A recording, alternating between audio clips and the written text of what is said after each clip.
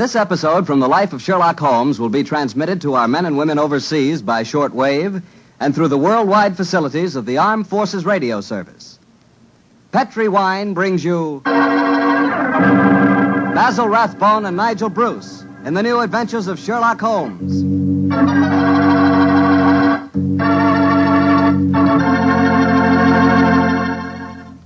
The Petri family, the family that took time to bring you good wine, invite you to listen to Dr. Watson tell us another exciting adventure he shared with his old friend, that master detective, Sherlock Holmes. So let's settle back comfortably and listen. And while you're getting settled, I'd like to know if you like seafood. And by seafood, I mean everything from broiled lobster to fried halibut. Because if you like seafood, any seafood, you'll love it together with Petri California Sauterne. Fish and Petri Sauterne were made for each other. No kidding. Boy, I'll never in my life forget a broiled brook trout on the plate in front of me and a glass of well-chilled Petri Sauterne right next to it. That fish and that Sauterne. Petri Sauterne has a pale golden color that's really good to look at.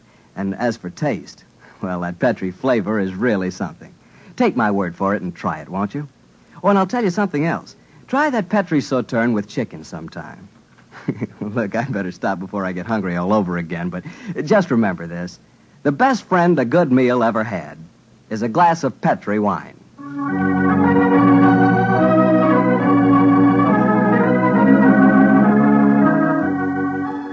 And now let's keep our appointment with the good Dr. Watson. Come in. Good evening, Doctor. Good evening, Mr. Bartell. Come over here and join me by the fire. I didn't think it was cold enough for a fire tonight, Doctor. Oh, I suppose it isn't really, but there was one laid, so I just couldn't resist putting a match to it.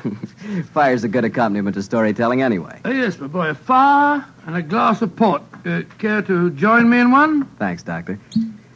So, you're going to tell us a sea story tonight? Yes, Mr. Bartell. The whole adventure took place aboard a small steamer as it plowed through the stormy seas of the Indian Ocean. Here's your glass, my boy. Thanks. And what were you and the great Sherlock Holmes doing on the Indian Ocean, may I ask? We're on our way to Calcutta to solve the case of the vanishing elephant of Parbhuti-Pur. Oh, yes, the story you told us a few weeks ago. That's quite right, my boy. It's in the summer of 1894 that we left Liverpool aboard the steamship Lucifer. It wasn't a large ship, and as both the Mediterranean and the Red Sea proved somewhat, shall we say, unfriendly, I may tell you the first part of the voyage was quite unpleasant. In fact, until we left Aden, I'd spent most of the time in my cabin. I'm not much of a sailor, you know. However, as we headed eastward towards Colombo, the weather cleared up a bit, and I came on deck and joined Holmes. I remember on the second night out of Aden, we paced the decks together. The stars above us twinkled, the promise of a bright tomorrow, and the faint tinkle of a piano being played in the passenger lounge formed a perfect setting for an evening stroll. It only seems like yesterday that Holmes said... Watson, it's good to see you on your feet again. Yes, it's good to be on 'em, Holmes. It's been a miserable trip for me so far. The captain told me tonight that we can expect good weather between here and Caravati, our next port of call. I thought Colombo was the next stop. And where is Caravati, whatever you call it? Anyway, I never heard of the place. It's a tiny island in the Indian Ocean. It's a British protectorate. Those were the only facts I was able to glean from the encyclopedia in the ship's library. Did you ask the captain why we're stopping there? No, I didn't. As we're traveling incognito, I felt it wiser not to ask too many questions. I find this incognito business something of a strain. Every time a steward calls me Mr. Hamish, I can't think who on earth he's talking to. Whereas I find myself answering to Mr. Mycroft almost automatically. By the way, old chap, now that you're going to mix with the ship's passengers, I suggest that you adopt a Scotch accent. It would seem more appropriate for a Mr. Hamish, and I don't want anyone aboard to suspect our true identities. I'll do my best, but I must say, Holmes, I think you're being unnecessarily mysterious. Possibly I've been influenced by reading too many of your rather florid stories of our adventures together. My stories are not florid. They're all perfectly true. Oh, don't be angry with me, old chap. Don't be angry, please. By the way, you'll be interested to know that I've unearthed a little mystery aboard this boat. I trust you to do that. Where is she? I mean, what is it? Oh, you observe that suite of cabins on the bridge deck above us? Yeah? What about them? Well, I've been watching them during my nightly strolls for the past 2 weeks. The suite is occupied, and yet the blinds are never raised. And I've never seen meals taken in there. I presume, therefore, that it must contain a private galley and a cook. I don't see anything mysterious about that. It's probably occupied by some wealthy invalid. Oh, possibly. Another interesting fact is that the occupants are not entered on the ship's passenger list. It all sounds very mysterious. There's probably a perfectly simple explanation for it. In any case, you must save your energies for the problem that awaits us in India. You're Mr. Mycroft now, remember that. I will, Mr. Hamish. Mr. Mycroft? Yes, Mr. Hamish? Would you care to join me for a wee drop of brandy in the smoking room? Mr. Hamish, I shall be delighted.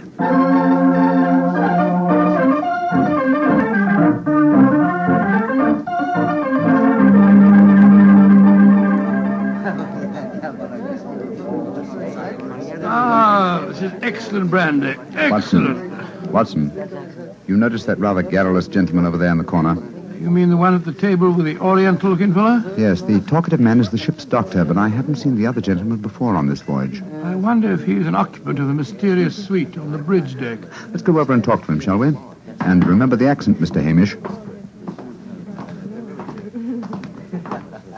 And so, Verda, when we landed at Colombo, I decided to take Mrs. Abbott for a moonlight rickshaw drive through the cinnamon gardens.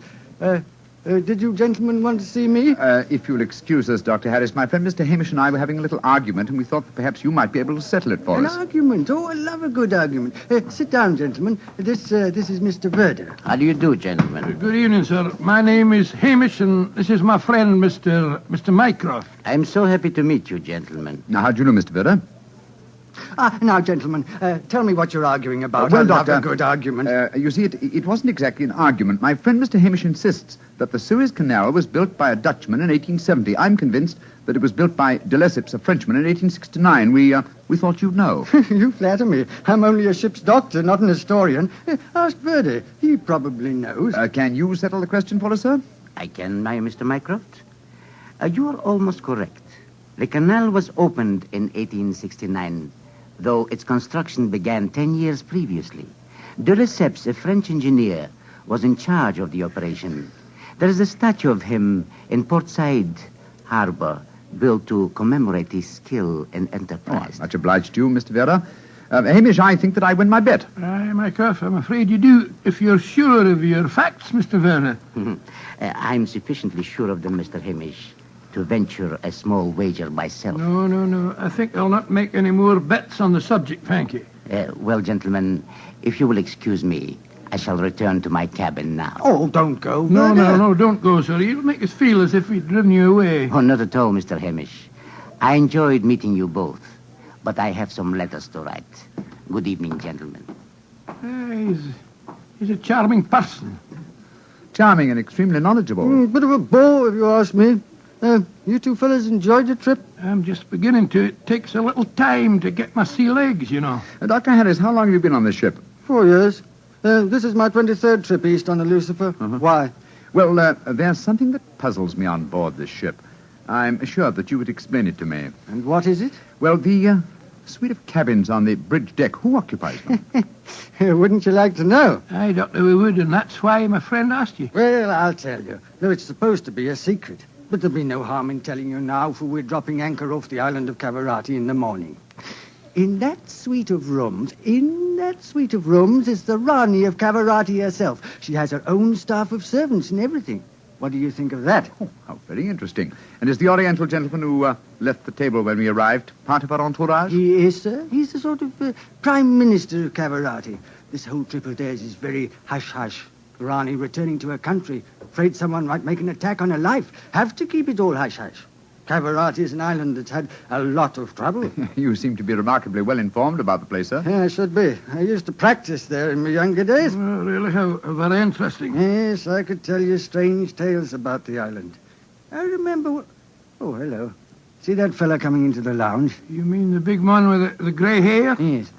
That's Sir Christopher Wyatt. Owns all the tea plantations on Cavarati. He's a dull fella, but I'll call him over. Wyatt, come over and join us. Be careful. He'll talk your head off if you give him half a chance. Draw up a chair, Wyatt. We were just talking about Cavarati. It seems to me that would be a good subject to keep away from. At least till after tomorrow, Harris. What do you mean? You know perfectly well what I mean.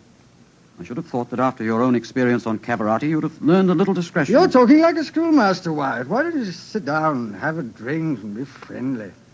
Thank you. I prefer my own company. Pompous ass. You and Sir Christopher don't seem on the best of terms, Doctor. I know too much about him. He's afraid of me. That's what he is. Look at this girl coming into the room. Great Scott, she's good looking. Judging by our oriental costume, she must be a member of the Rani's retinue. She's coming to our table. Yes, my dear. What is it? Which of you gentlemen is Mr. Mycroft, please? I am. My mistress sends her compliments and asks that you will call on her in her suite. And who is your mistress, may I ask? Her Highness, the Rani of Cavarati. Oh, I shall be delighted. Please tell the Rani that I shall pay my respects without delay. We will join her in a few minutes. Very well, Mr. Mycroft.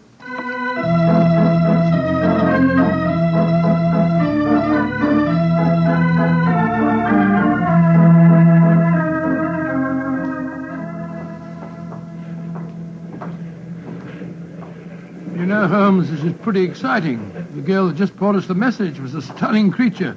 Imagine what the Rani herself must be like. What an incurable romanticist you are, Watson. I suppose you picture the Rani clad in oriental splendor, reclining like an odalisque on silken cushions. No, there's no need to make fun of me, old fellow. Here we are, Captain. Ah, it is you, gentlemen. Follow me, please.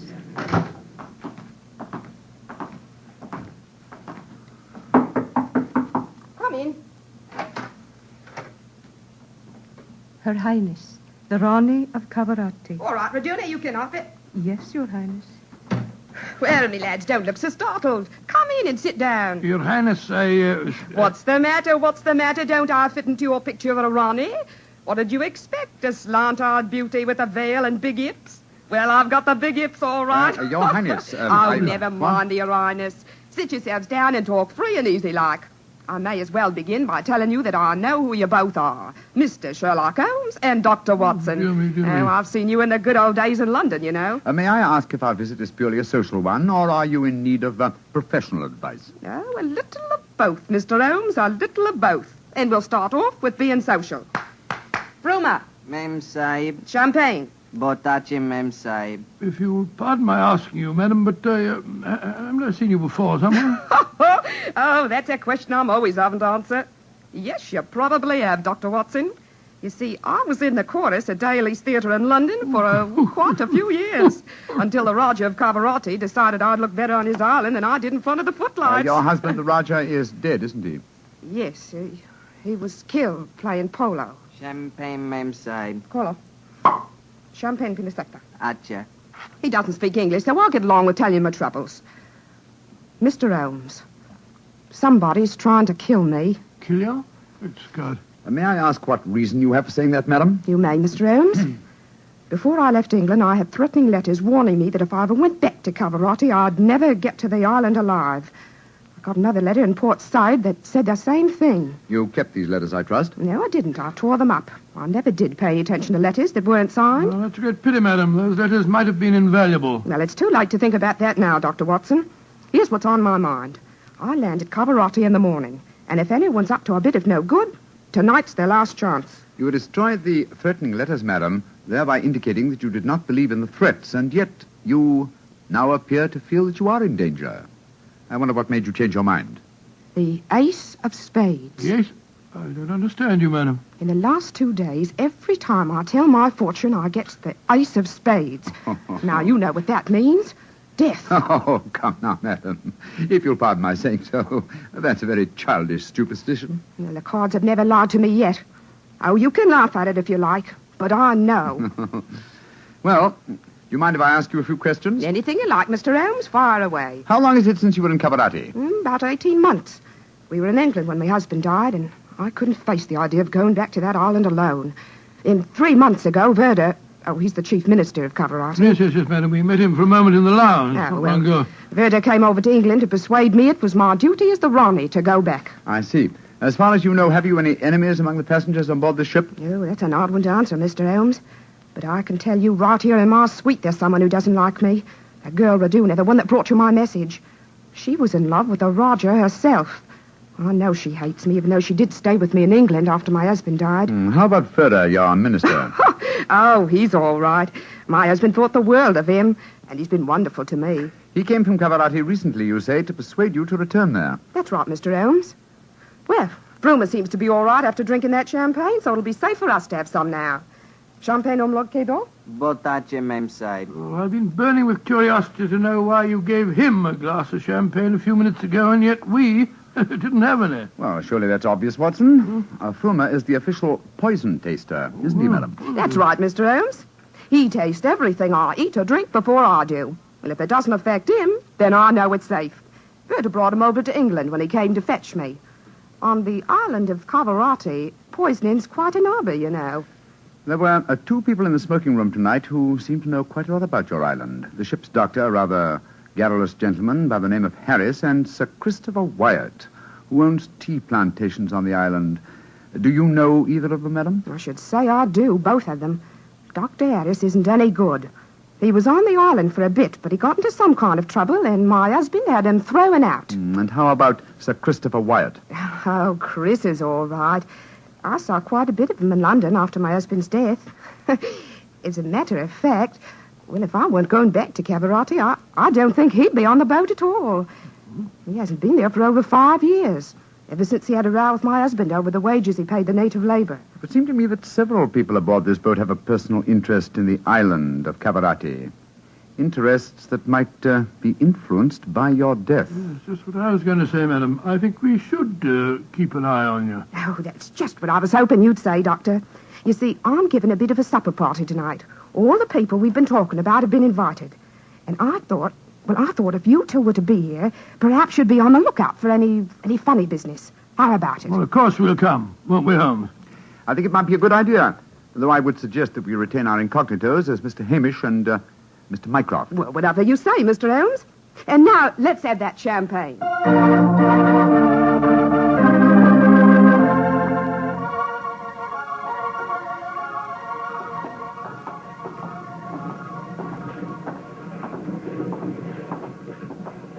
You know, Holmes, I remember the Raleigh when she was in the chorus at Daly's. She looked stunning in tights. There was one night I Yes, took no her out time, to old dinner chap, and if you don't mind. At the moment, there's a question I want to ask you. Oh, sir? Is your medical bag fully equipped with all the antidotes to poison? Poison? It's ridiculous.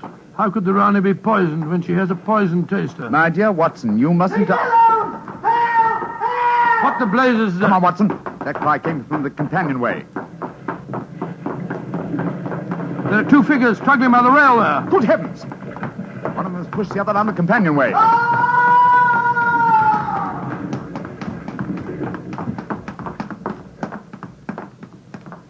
Good Lord. His skull smashed in. I'm afraid that he... What's happened? Sir Christopher Wyatt. What are you doing here? I was taking a stroll. I heard a yell from this direction and came here as fast as I could. Great Scott, this fellow's bleeding badly. We must get the ship's doctor at once. That's hardly necessary, I fear, Sir Christopher. What do you mean? In the first place, this man is dead. In the second place, he is the ship's doctor.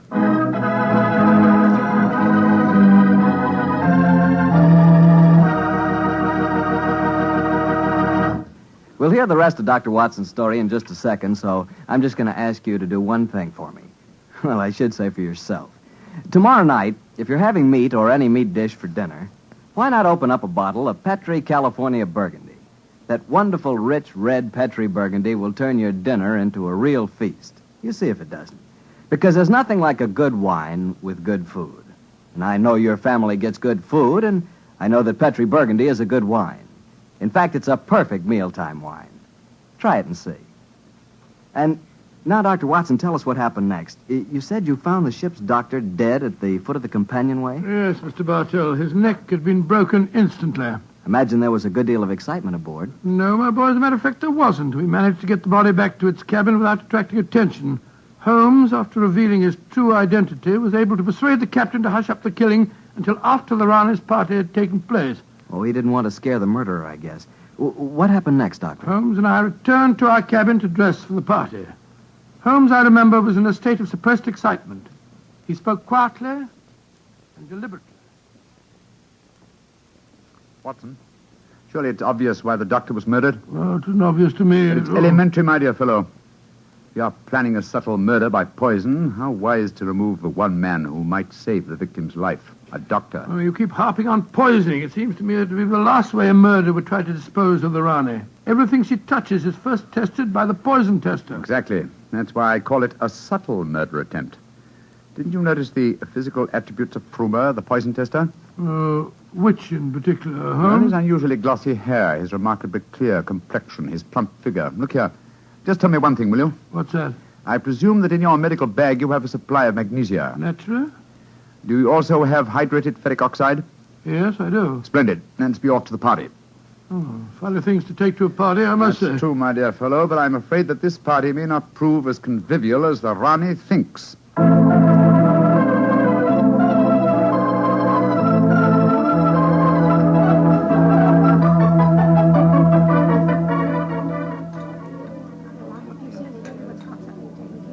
Holmes, it's nearly 1 in the morning. Everything seems to be going splendidly. It seems to be, Watson, but keep your eyes on the Rani. Yes, I have been. The poison testers tested everything that passed her lips. We don't endorse to you, Sir Christopher. You having a good time? Yes, indeed, thank you, Mr. Hamish. How about you, Mr. Mycroft? Oh, the Rani's a perfect hostess. Who could help having a good time? I don't think that girl Regina should be here, though. I don't want to be pompous, but after all, she's only a glorified servant. Ah, possibly the laws of etiquette are not so strict in Cavarati as they are in London, Sir Christopher. Oh, perhaps you're right. But I don't trust the girl. There's something shifty about her.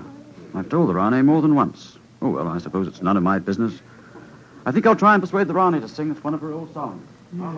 He doesn't trust Regina, and I don't trust him.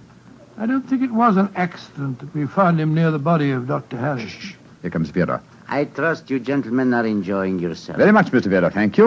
I imagine you must be excited with the prospect of returning to Calavati. I am, Mr. Mycroft. Though I only left it 3 months ago, it has seemed more like 3 years. Do you ken what time we'll arrive there? I am told that we shall be there in 5 hours, Mr. Hamish. Oh, look.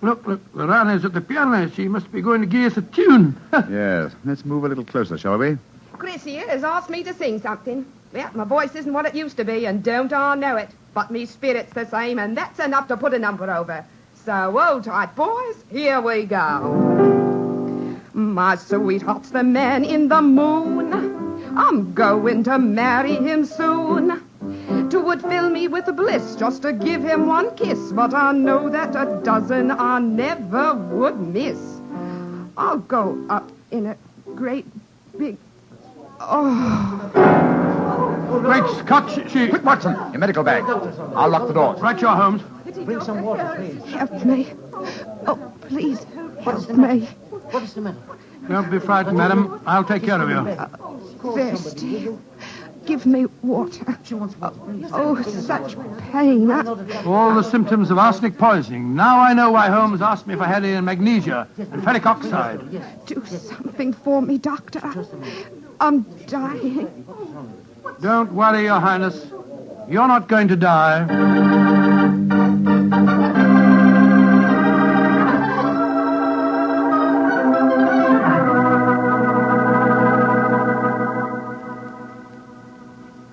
She's going to live, Holmes. Ah, gracious me, I'm tired. It's touch and go there for a while, though. Well done, Watson, old chap. Well done. Now that she's out of danger, why can't we all go back to our cabins? It's nearly dawn, and we've been locked in here since 1 o'clock. We've no right to do this, you know. Possibly not, Sir Christopher, but there's a murderer in this cabin, and I don't intend to let him escape. Mr. Holmes, what happened? How could I have been poisoned when Frumer tasted everything first? Why wasn't he poisoned? For a very simple reason, Your Highness. The murderer has been conditioning Frumer for over a year. What do you mean? He's been feeding him gradually increasing doses of arsenic until he has finally become immune to the poison. Great Scott, I never thought of that. Frumer's glossy hair, his complexion, and stout figure are all typical of a person who consumes arsenic regularly. But who could have done it? Only one person had the opportunity. Well, tell us who that person No, is. not you, Sir Christopher, not you. For you haven't been on the island for years, whereas Frumer returned from Caravati but 3 months ago. Raduna has also been in London with her mistress for the past 18 months, remember? The answer is obvious. You did it, Verda. You brought the taster over when you came to fetch me. You'd prepared him for the year beforehand. Of course I did. No white Rane will ever rule over Cavarati. And you murdered Dr. Harris. Equally true. Mr. Holmes, give me the key to the door, please. Oh, no. What? Do not come near me. Oh. Please throw it on the floor. Do not hesitate. You see this revolver? I should have no compunction in using it, I assure you. How do you expect to escape, Yoda? The key, please. Thank you. You'll never get away with this, Bertie, you devil. But I shall. We are now in the harbor of Cavarati. I shall swim ashore and arrange your welcome, my dear Rane. Turn your backs, please. Turn them. Thank you. Goodbye. He's gone. Come on, Watson. After him. You have your revolver, Watson? Yes, but I didn't get a chance to draw it. He had me covered. Well, draw it now, old fellow. Aim for a leg or an arm and don't hesitate to shoot. There he is, up on the lifeboat. He's climbing up on the rail. Where is he? Where did he go? Out there on the rail above us, madam. He's going to dive. Give me that revolver, Dr. Watson, quick. That's it. Come down off there, Verda. Fools! Peddlers! Keep out of my affairs! There he goes. He's dived. Madam, you shot to kill. Of course I did, Mr. Holmes. Remember that we're now in Cavarati waters, and that though I may not look like it at the moment, I am still the Ronnie of Cavarati.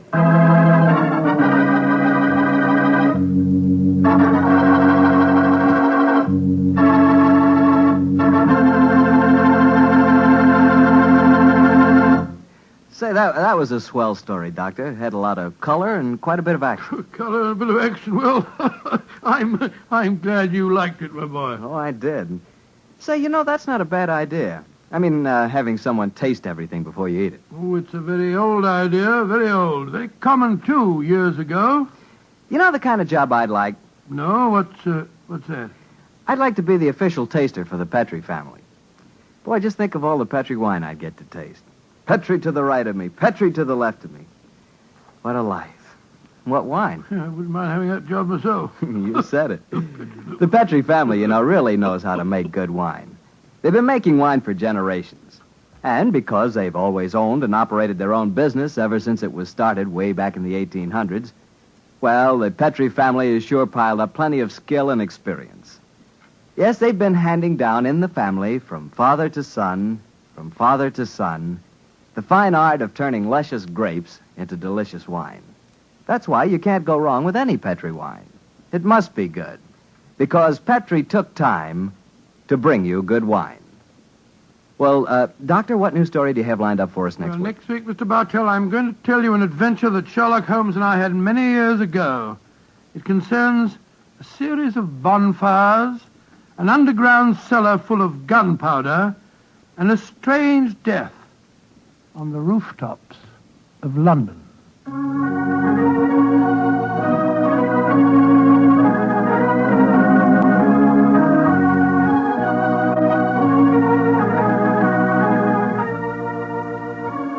Tonight's Sherlock Holmes adventure is written by Dennis Green and Anthony Boucher and was suggested by an incident in the Sir Arthur Conan Doyle story, The Adventure of the Mazarin Stone.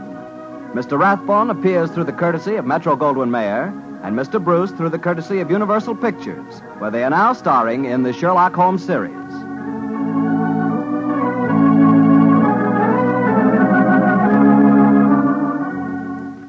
The Petrie Wine Company of San Francisco, California, invites you to tune in again next week, same time, same station. This is Harry Bartell saying goodnight for the Petrie family. Sherlock Holmes comes to you from our Hollywood studio. This is the Mutual Broadcasting System.